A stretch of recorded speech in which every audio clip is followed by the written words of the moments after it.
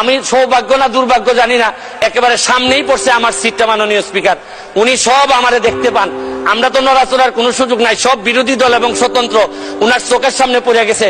আমরা সংসদের বাইরেও নড়তে পারবো না, ভিতরেও পারতেছি না।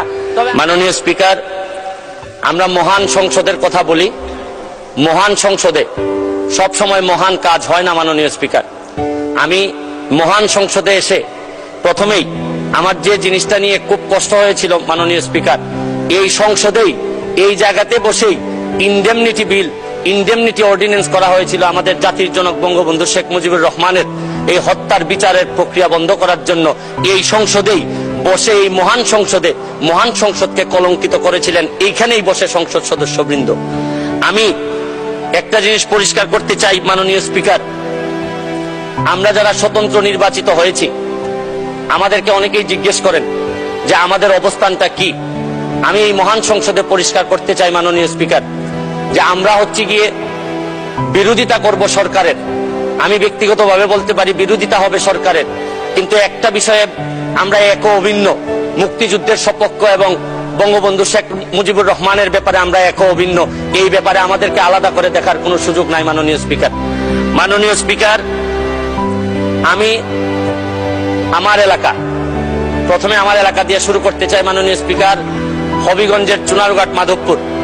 আমি দুঃখের সাথে বলতে চাই মাননীয় স্পিকার, বাংলাদেশের বিভিন্ন জায়গায় বঙ্গবন্ধুর নামে বিভিন্নভাবে স্থাপনা তৈরি হয়েছে, বড় বড় স্থাপনা, কিন্তু আমার এলাকায় এত দীর্ঘদিন যাবৎ আওয়ামী লীগ ক্ষমতায় থাকার পরেও এখন পর্যন্ত বঙ্গবন্ধু বা তার পরিবারের নামে একটা বড় স্থাপনাও তৈরি করা হয় নাই মাননীয় স্পিকার। আমি নিজে অল্প অল্প কয়েকটি ব্রিজ নিজের টাকা দিয়ে জননেত্রী শেখ হাসিনা এবং বঙ্গবন্ধুর নামে কয়েকটি ব্রিজ তৈরি করেছি, এবং আমার এলাকার যারা কৃতি সন্তান ছিলেন তাদের নামে ব্রিজ তৈরি করেছি। আমাকে অনেকে বলেছেন যে আপনি টাকা পান কোথায়। আমার এলাকায় আমি বলছি যে আমি টাকা পাই কোথায়, এটা জিজ্ঞেস করার আগে মাননীয় প্রধানমন্ত্রীকে জিজ্ঞেস করেন যে উনি বাংলাদেশের উন্নয়নের জন্য এত টাকা পান কোথায়। ইতিহাসের যে উন্নয়ন উনি করেছেন, এইটা তো আগে বাংলাদেশের ইতিহাসে কখনো হয়নি।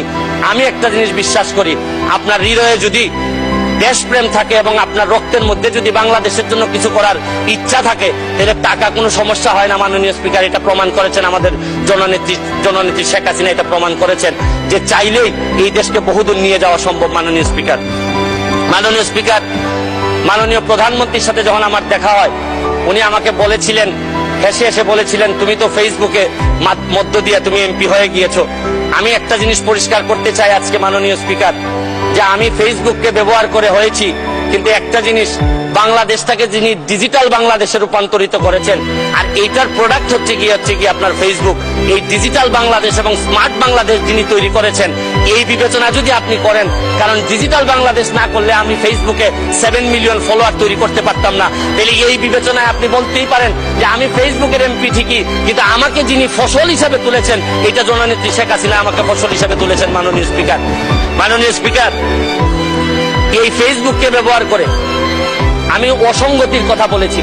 এই ফেসবুককে ব্যবহার করে আমি ফুটবলে নিয়ে মানুষকে মাঠে নিয়ে গেছি, এবং আমি মাদক মুক্ত সমাজ ব্যবস্থার কথা বলেছি। আমি একটা কথা বলতে চাই, আমি ধন্যবাদ জানাই সজীব ওয়াজেদ জয়, আমি ধন্যবাদ জানাই আমাদের জুনায়েদ আহমেদ পলক ভাইকে, যেভাবে এই কনসিস্টেন্টলি এই উন্নয়নটাকে ধরে নিয়ে যাচ্ছেন। আরে অনেকে আমি বক্তব্যতে শুনি বলেন যে আমরা ডিজিটাল বাংলাদেশ নির্মাণ করব। আমি তো বলি নির্মাণ হয়ে গেছে অনেক আগেই। এই ডিজিটাল বাংলাদেশের ফসল অলরেডি আমি এমপি হিসাবে এই মহান সংসদে অলরেডি চলে আসছি মাননীয় স্পিকার। মাননীয় স্পিকার, আমি আরেকটা জিনিস আপনাদেরকে বলতে চাই। অনেকেই বলেন যে স্বাধীনতার সপক্ষের সরকার থাকলে কি হয় আর স্বাধীনতার বিপক্ষের সরকার থাকলে কি হয়। আমি একটা জিনিস জিজ্ঞেস করতে চাই, আপনাদেরকে বলতে চাই, স্বাধীনতার সপক্ষের শক্তি যখন ক্ষমতায় থাকে তখন কি হয়?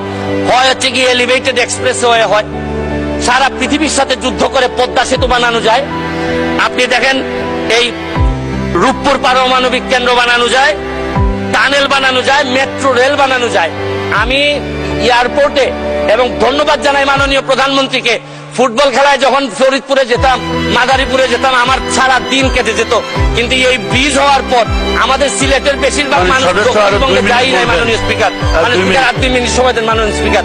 মাননীয় স্পিকার, আমি এইটা এলিভেটেড এক্সপ্রেসওয়ে উঠলে এয়ারপোর্টে যাইতে আমার বিশ্বাস যে সবচেয়ে অপছন্দ যারা করে এই সরকারকে, তাও এলিভেটেড এক্সপ্রেসওয়ে মুখ লুকিয়ে লুকিয়ে কোন রকম চলে যায় এয়ারপোর্টে, মনে করে যে এই জিনিস হওয়ার পর তো আর অন্তত এই প্রতিবাদ বা সমালোচনা করা সাজে না এদের।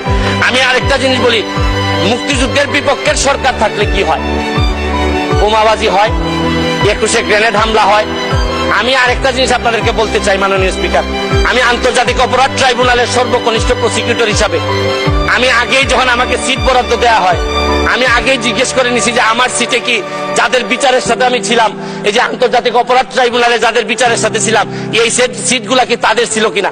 আমি নিশ্চিত হয়েছি যে এই সিটগুলাতে ওনারা ছিলেন না, কারণ আমি বিশ্বাস করি আন্তর্জাতিক অপরাধ ট্রাইব্যুনালের প্রসিকিউটর হিসাবে আমি কোনো যুদ্ধাপরাধীদের সিটে বসতে পারি না মাননীয় স্পিকার। আমি আরেকটা জিনিস, আপনি হয়তো আর সময় নাই মাননীয় স্পিকার, আমি আরেকটা জিনিস বলতে চাই মাননীয় স্পিকার, এত সফলতার মধ্যেও আমাদের কিছু সমস্যা আছে মাননীয় স্পিকার। দ্রব্যমূল্যের অবস্থা খুবই খারাপ মাননীয় স্পিকার। মাননীয় স্পিকার, আমাদের ব্যাংকগুলোর অবস্থা খারাপ মাননীয় স্পিকার। আমরা টাকা পাচার কোনোভাবে রোধ করতে পারতেছি না মাননীয় স্পিকার। আমি আজকের প্রথম দিনে আপনাদেরকে বিরক্ত করতে চাই না, এইসব নিয়ে আমি ভবিষ্যতে কথা বলবো। তবে একটা কথা মাননীয় স্পিকার বলে শেষ করতে চাই, মাননীয় প্রধানমন্ত্রীর, আমি সৌভাগ্য না দুর্ভাগ্য জানি না, একেবারে সামনেই পড়ছে আমার সিটটা মাননীয় স্পিকার। উনি সব আমারে দেখতে পান, আমরা তো নড়াচড়ার কোনো সুযোগ নাই, সব বিরোধী দল এবং স্বতন্ত্র উনার চোখের সামনে পড়ে গেছে। আমরা সংসদের বাইরেও নড়তে পারবো না, ভিতরেও পারতেছি না। তবে আমি ভয় পাই মাননীয় প্রধানমন্ত্রীর পিছনে যারা বসছেন তারা তো সকল ক্ষমতার উৎস, তাদের মাননীয় প্রধানমন্ত্রী সবসময় হয়তো চোখে দেখতে পারেন না। তবে আমার বিশ্বাস মাননীয় প্রধানমন্ত্রী আমাদেরকে যেভাবে দেখবেন, পিছনে যারা আছে এদেরকে যদি একটু চেক করেন তাহলে